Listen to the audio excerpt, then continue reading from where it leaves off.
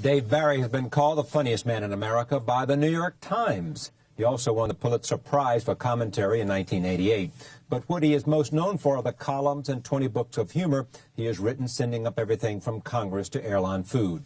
Now, for the first time, he has ventured into fiction.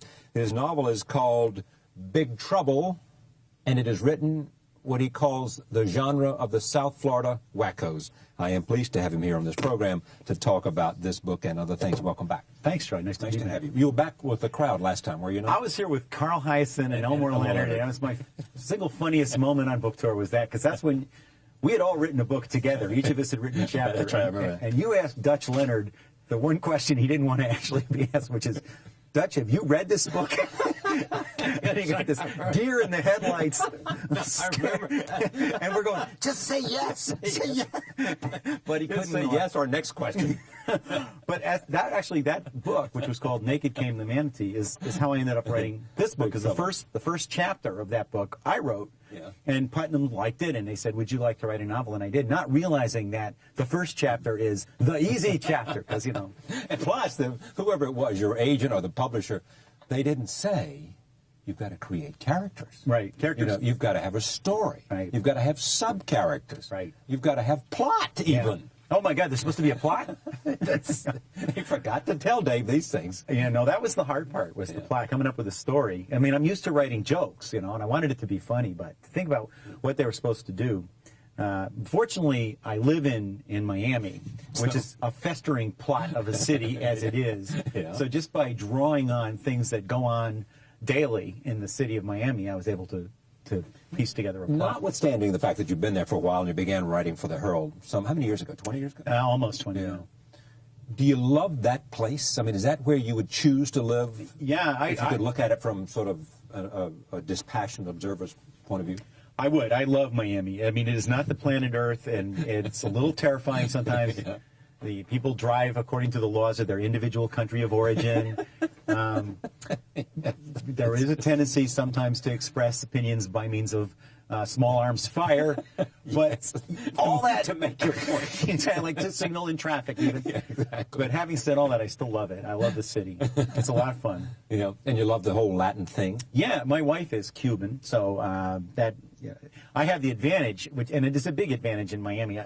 My Spanish consists of saying, un momento, mi esposa habla español, and then Michelle takes over. Then Michelle takes over at that point, so things go a lot quicker from that point on. Have you been to Cuba? No, she has a couple times. I haven't. I guess when Castro dies, there will be a very big party in Miami. Huge. It will go on for months. And then everybody's just going to go down, you know, and see. But I haven't been over there. But interestingly enough, my guess is that a lot of people won't be moving back. No. Because the children of those who came over are now pretty well established in a whole variety of things. Right. I think there may be a lot of people in Miami who want to invest in Cuba, and there are some people in Miami who think they're going to go back and run Cuba, which I think is a dream. But no, most of this, my wife's generation and their kids, and even the Cubans who came from Cuba, my wife's parents, for example, they're not going to go back. They've been in Miami 40 years. They're used to the United States. They're citizens. Is the Cuban community as Republican and right-wing as we assume they are, and is it because simply their parents and grandparents fled communism and therefore developed a kind of fervid anti-communism early on? It's still pretty monolithic. It's very much Republican, but the voice you see, the public voice you see of the Cuban exile community is considerably more hardline and right-wing than the majority. In that community, there's a tendency to defer to the old people who fought the fight and want to go back, and to not say, hey, forget it. It's he won, it's over. If you talk to Cubans, Gen X Cubans and baby boomer Cubans, then it's not that big a deal to them. Because they're running banks and insurance companies, law firms, very successful, very American, and I don't think it's the intense passion that you see in the older the generation that fought and came, had to flee Castro. How's the Herald doing? Fine. We've had some setbacks. Yes, I would say. You know, it's tough to publish a newspaper in English in a city that doesn't speak a lot of English. But even having said that, you know, I think we went through. I think we're kind of heading back up again. We have a new publisher, and you know, I mean, I'm still working there. Well, sure. So they've got you writing that. You still write the column. I still write a weekly humor. I write a weekly humor column. Yeah. That is no plot and no characters, and it lies a lot. There's a lot of fiction in there too. In the column. Good practice, yeah. So this was easy. It was a piece of cake. No problem. No problem. Now, tell me about the lead character. His name is Puggy. Puggy. I mean. Yeah. Yeah, I start with this guy. He's a homeless guy named Puggy who comes to Miami and immediately gets his first job. He's not a real working type person. He's more of a beer drinking. He gets a job voting. He gets hired the first day to vote in the Miami municipal elections. The guy pays him $10 and then another $10. He votes 5 times that day using the name of a person who died 5 years earlier but still votes regularly in Miami elections. And Miami is one of the few cities where you can make a living voting, right. Being paid to vote. Then we can think of others, but we won't mention them because we don't want to hear from those people. Yeah, certainly not New York or Chicago. Then he ends up living in a tree. He moves into a tree house. A tree house right. in a nice neighborhood. They don't know he's living in the tree. And one night while he's there, 2 kids show up. And I got this idea for my teenage son. The kids are playing a game called Killer, which my son, when he was in high school, played, where you're given the name of another kid. And you have to go squirt that kid with a squirt gun alone. Just you and him. You can't do it at school. So the kids would sneak over to each other's houses, which is a little crazy to do in Miami, where there are real armed people. They show up at the same time that real hitmen show up to kill the owner of the house. And that sets in motion the plot, which involves many, many characters and gets very well. It involves ultimately a poisonous hallucinogenic toad as a key character. And you've had your stuff translated into television shows. Well, there was a show based on my life. It's Baywatch. Right. No.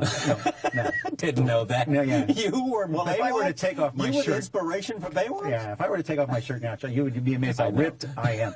No. You and Andre Agassi are the future. Except some of us don't have to wax ourselves to be hairless. I was born hairless, but and I'm still hairless. No, the show is called Dave's World. It was a sitcom on CBS, and it was a very fine show, but I had really nothing to do. They didn't pay you anything for that? Well, they did pay me, yes. I had creative control over what I did with the check that they mailed me, but I didn't write for it. It was a nice check, was it? Yeah, it's good. I mean, if I advise everyone, if anybody ever says, I want to make a sitcom out of your life, say yes, because they pay you to do nothing. Say yes and send the residuals right away. To me, that's correct. Now, is this going to be made into a movie or a television series? Do we have Puggy as a character that will endure himself to Mr. and Ms. America? We're thinking of you as Puggy. No, yeah, that has been optioned. We'll create a Puggy character to sit here at the table every night and say, you got that one wrong. But he'd be drinking beer and passing out. No, it has been optioned to be a movie, but as you and I both know, that doesn't necessarily mean it will ever be. Oh, no, you mean if they don't option, they're not automatically going to make it into a film? Options are another good deal. Young writers out there, you get paid again for doing, there's a lot of things you can do and get no money at all for it. And I'm not just talking about Vice President of the United States. I mean, get paid for doing nothing. Let's talk about your mother. A major influence. Yeah, my mom. I mean, people always ask me, where did I get my sense of humor? And I got it. I had the most amazingly funny mother in the history of the world. And I didn't realize that when I was a kid, that my mother had this like very dark, very like real edgy sense of humor. And I just took it for granted that everybody's mom would do things like when my sister and I would be going off to go swimming, my mom would open the window and her best June Cleaver voice go, "Don't drown, kids." And we'd go, "We won't." We thought that was really funny. Our mom was like that. And other people would go, "What? Your mom made a joke about it?" But that's the way she was. So I grew up in a family where that was how we entertained each other. Sitting around the table, we all tried to make each other laugh. I mean, I was a terrible athlete, and I couldn't really do anything well, but we could make each other laugh, and that was important in our family. You weren't a good athlete? No, I was like a little, small, puny. And I mean, my job in junior high school was to think of jokes that were entertaining enough that the larger, hairier boys wouldn't hold me upside down over the toilet. I considered it a good day. And it worked. Yes. That's concentration. Yes. That'll force you to come up with a joke. Right. If you're holding you upside down. Over a toilet. Then you're going to dip your little head in the water. You know that you better be funny quick. That's right. That would be great stand-up training right there. And I was actually standing in the back before you go on saying. And they do that with a lot of the top clubs. Oh, you know that. You ever wonder why a lot of these comics have their hair slicked back? Is there anything that you haven't done that you desperately want to do? I mean, do you want to make a movie? No. You just want to write for movies? No, I didn't want to. No, I'm really like, I am so totally fulfilled. It's almost scary. All the money, all the acclaim, well, all not that all the money. stuff. There's still some money I don't have, and I would appreciate it if somebody would send it to me. But no, I really I love being a humor writer. If I had known when I was little that you could make a living doing what I do, I mean, I would have said, that's what I want to do. I didn't even, it's even better than anything I imagined. So I'm a happy person. I'm struck by the notion of people who sort of have achieved at least a portion of their dream. I talked to someone this morning who was talking about sort of some of the wonderful, that he never dreamed that when he was a little boy that what was about to happen to him would happen. Here you are. I mean, I didn't think about doing this when I was a kid. Did you think about being a human writer and all that it could be to be a human writer? No, I never thought it was doable. And I want to tell the young people out there, it's not. I'm the only one. We don't need any more. We're full up. Stay home. That's right. Yeah. There's no need for more columns. Find out about this gig. This book is called Big Trouble, a novel by Dave Barry. It's great to have him here, as always. Thank you very much. Thank you, Charlie. Appreciate it. Thank you for joining us. See you next time.